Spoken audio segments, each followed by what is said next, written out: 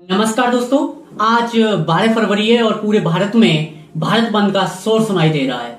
देश भर में केंद्रीय ट्रेड यूनियनों और प्रमुख किसान संगठनों ने मिलकर इस विरोध प्रदर्शन का आह्वान किया है। सड़कें खाली दिखाई दे रही हैं, कई जगहों पर बैंक बंद है और सार्वजनिक परिवहन पर भी इसका गहरा असर पड़ा है। लेकिन सवाल यह है कि आखिर देश के अन्नदाता और मजदूर सड़कों पर क्यों हैं? वे किन नीतियों को मजदूर विरोधी और किसान विरोधी बता रहे हैं? आज के इस वीडियो में हम इन सभी मुद्दों पर बारीकी से विश्लेषण करेंगे।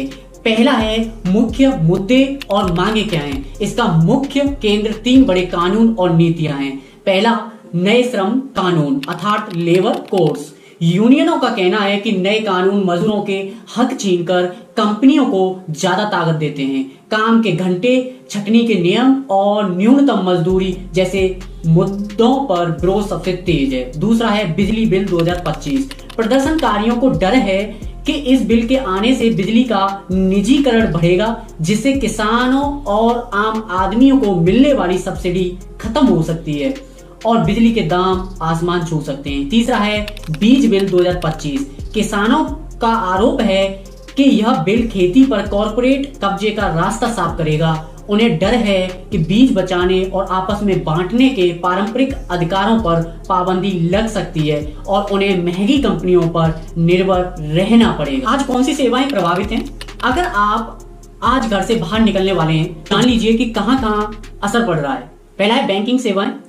कई बैंक यूनियनों ने इस बंद को समर्थन दिया है, जिससे कैश जमा करने और निकालने जैसे कामों में देरी हो सकती है।